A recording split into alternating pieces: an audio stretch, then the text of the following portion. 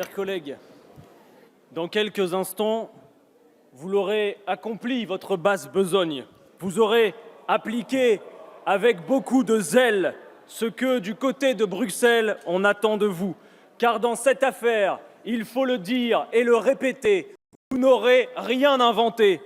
Ce pacte ferroviaire ne réunit rien d'autre que les conditions de l'application de l'ouverture à la concurrence d'un monopole public dont nous avons 1000 raisons d'être fiers, la SNCF. L'Assemblée nationale, déjà chambre d'enregistrement des desiderata du président de la République, deviendra un court instant la photocopieuse de Bruxelles. Vous vous êtes alignés sur les petits idéologues de la Commission européenne, pour qui l'économie ne s'organise et ne se pense qu'à travers la concurrence libre et non faussée, qu'il soit question de l'énergie, du rail, des pommes ou des bananes, c'est toujours la compétition qui, pour vous, doit primer. Avec eux, et donc avec vous, vous organisez même des marchés de toutes pièces, artificiellement, quand ils n'existent pas. Mais est-ce que la concurrence est toujours plus efficace? Personne, je dis bien personne, aucun d'entre vous n'a pu et ne peut nous le montrer. Est-ce que c'est moins cher? Les factures d'énergie en France le montrent, comme le prix du train au Royaume-Uni, où les prix ont flambé de 30%, où des ménages consacrent jusqu'à 14% de leur budget mensuel pour se payer le déplacement pour aller travailler.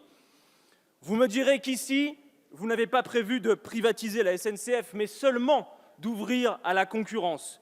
Un certain Nicolas Sarkozy, en son temps, disait la même chose de GDF. Ce même GDF est devenu Engie, et c'est ce même Engie dont nous apprenons aujourd'hui dans la presse que vous allez encore un peu plus dépecer en cédant son capital. Nous le disons, nous l'affirmons, si vous finirez par privatiser la SNCF et vous y préparez, nous le savons, nous l'affirmons et nous alertons, alors qu'à cette heure, et face aux défis climatiques que, malgré nos désaccords politiques, nous aurons à régler, nous aurions plus que jamais besoin d'un monopole et d'un service public du rail.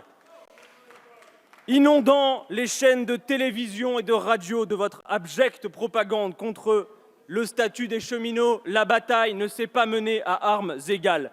Les mêmes qui se relayaient de médias au banc de notre Assemblée étaient au poste de responsabilité, ont pris les décisions qui ont mis en difficulté, notamment sur le plan financier, la SNCF, en choisissant le tout ligne à grande vitesse, en développant les partenariats publics-privés, tant et si bien que, vous le savez, chers collègues, aujourd'hui, quand la SNCF veut investir 100 €, les marchés financiers lui en demandent 59. Voilà la vérité qui vous dérange.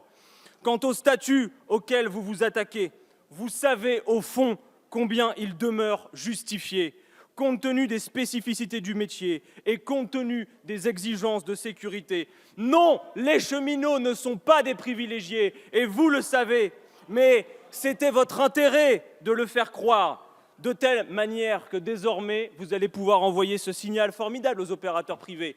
Grâce à nous, les macronistes, vous n'aurez plus à vous encombrer d'un statut protecteur sur le marché que vous allez pouvoir investir.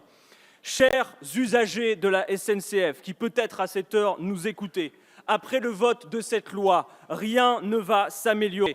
Il ne circulera pas plusieurs trains à la même heure sur les mêmes rails. Les trains n'arriveront pas moins en retard, car les retards limités qu'ils connaissent aujourd'hui s'expliquent d'abord par un manque de moyens humains pour l'essentiel. Alors, si votre train devait être en retard avant l'ouverture à la concurrence, il sera tout aussi en retard après l'ouverture à la concurrence. Vous aurez simplement le choix magnifique de choisir avec quelle compagnie vous arriverez en retard. Voilà tout ce que vous faites, rien de plus.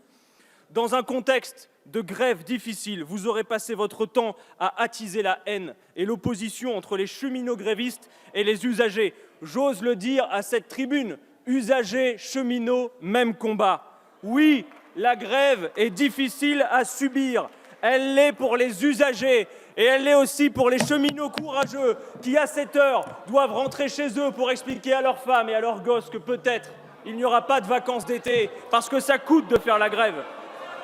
Alors, dans quelques instants, vous allez voir les députés de cette majorité, comme ils le font à chaque fois qu'ils vous font un mauvais coup, se lever et s'applaudir. Je vous le dis, souvenez-vous-en, et dans quelques mois, quand vous pourrez vous emparer des bulletins de vote, punissez-les, châtiez-les et rendez-leur la souffrance qu'ils vous infligent.